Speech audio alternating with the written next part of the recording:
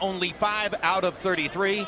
Arreola with 7 more good body shots in that round to go with the 8 in round 1. So 15 times already he's pounded his gloves into McCline's midsection, trying to take some of the fight out of the bigger man. Let him go, let him go, let him go, man. McCline has not been able to establish that solid, dominating, powerful jab that he had planned and his corner wants him to do. His jabs are there, but they're not that type of a strong jab and where he can maintain distance.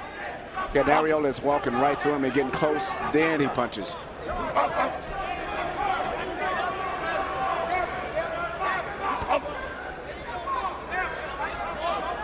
Keep in mind that Arreola knocked Sam Peter down 3 times. McCline knocked Peter Sam Peter down 3 times. Thank you for the correction, Jim. You're welcome.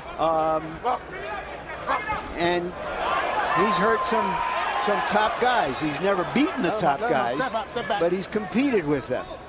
But he's knocked down a lot of the guys that he fought with. I mean, Shannon Briggs. But what Jameel does, he's a very big guy, but he's very hyper. I call him. He punches. He kind of runs at you so when he punches. So early in the fight, he has a lot of knockdowns where the guys got up and really most of them out recuperated right away because he does punch with a lot of power as much as he pushes his weight. He lands a right hand there. Momentarily stopped Arreola's assault.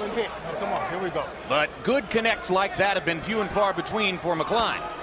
While Arreola has been landing with let him go, Jameel, let him go. Thudding regularity. Let him go, and he's made McCline already revert to how he used to fight. He's really not able to make the modification that he talked about to fight like the Klitschko's from a distance. Good left uppercut by Arreola. McCline caught Arreola with a left hook.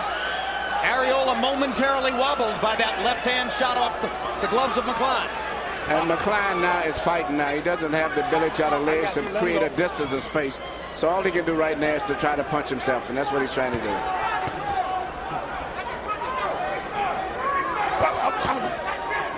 Another good quick left hook inside by McCline. And that's when you have to watch him. That's where he gets those knockdowns because he pushes forward and pushes his weight into you, and you can get knocked down very easy, just like he did there. Again. This has been the most active round so far for Jameel McCline. Maybe he's shaking off a little rust here.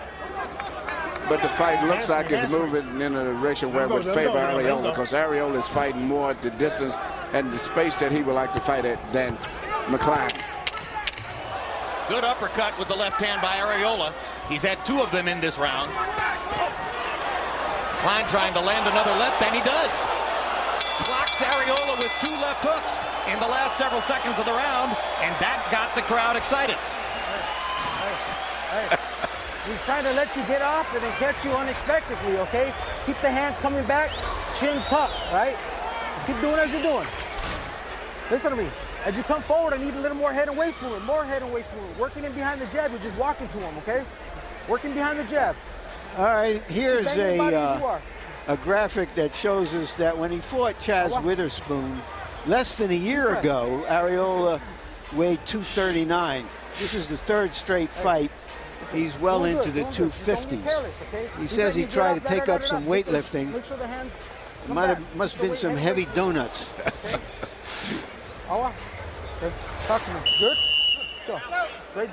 Good work. Well, McCline found the punch to get into Arreola, that short, big left hook. Can Arreola defend against it? Can McCline keep landing it? And let's see if McCline landed enough of those left hooks to win a round. Harold, how do you have it through 3? I gave him the round. 2 rounds to 1. 29-28. Chris Arreola. Jim, I got to tell you, Jameel McCline finally figured him out. Landed some awful nice left hooks in that 3rd round. You know, you can't count out a big guy that can punch. Interestingly enough, Jameel McCline wears that small size Reyes glove. They don't make an extra large glove. I think he gets more power with that small size glove. Be as it may, Chris Arreola walks right in. Did real well in the first 2 rounds with them right hands and the body shots. But in round 3, Jameel McCline did tag him.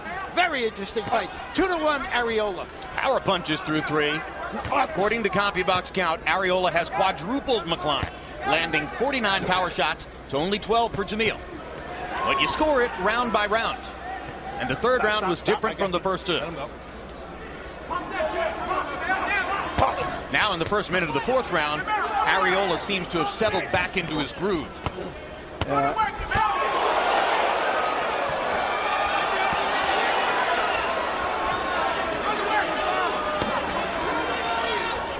Okay, just stop punching. Let him go. Let him go.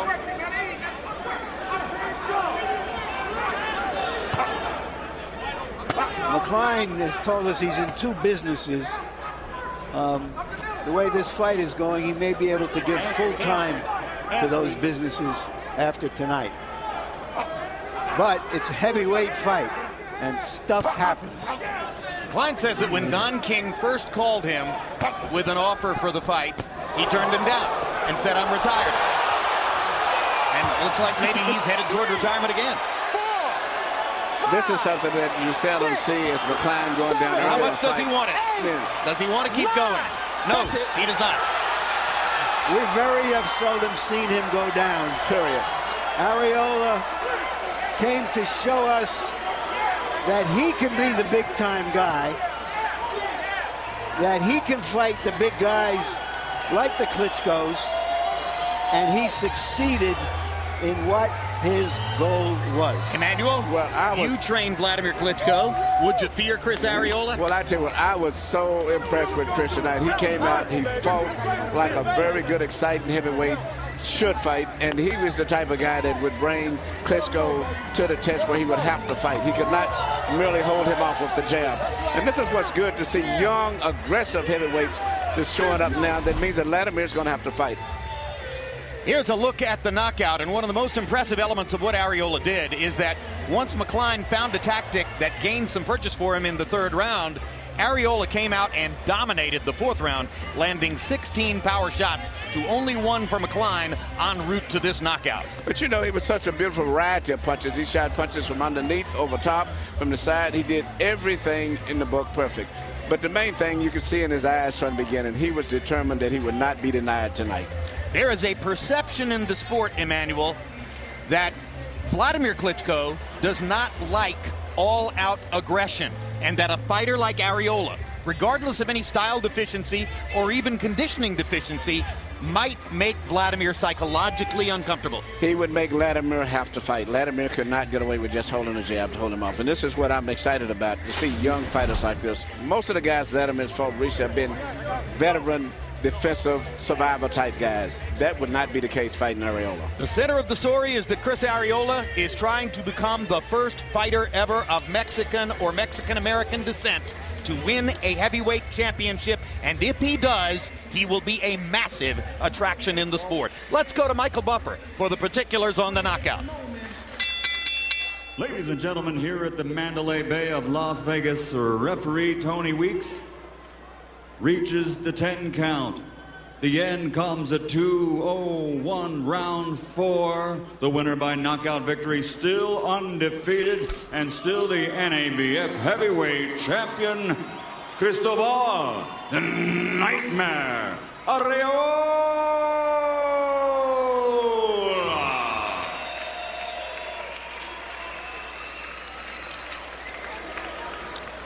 With the victory, Arreola extends his record to 27-0-0 with 24 KOs.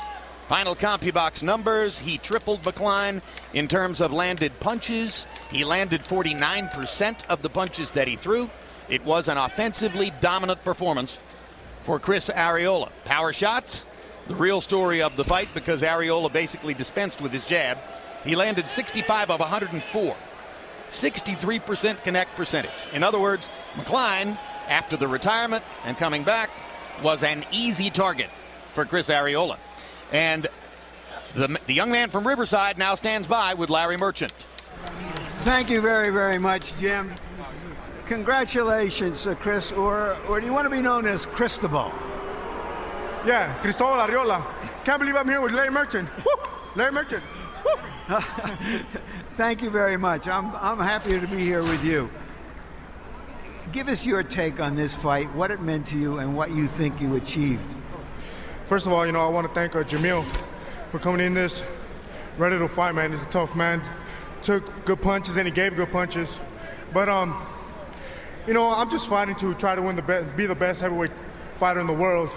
I don't know what everybody else in here thinks yet, but I'm ready to fight whoever they want me to fight.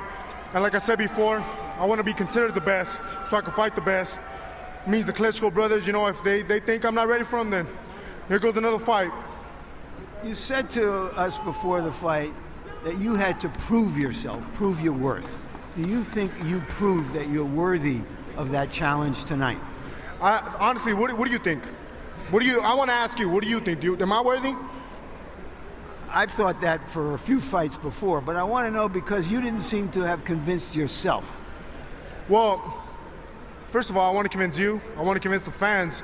You know, I've always been convinced that I could fight the best, but I have to beat the best so I could fight the best, and I feel like I beat the best tonight. Did he hurt you with some of those left hooks? To be honest, no. You know, I came in here ready. I had some big sparring partners myself. You know, they call them sparring partners, but they're my friends.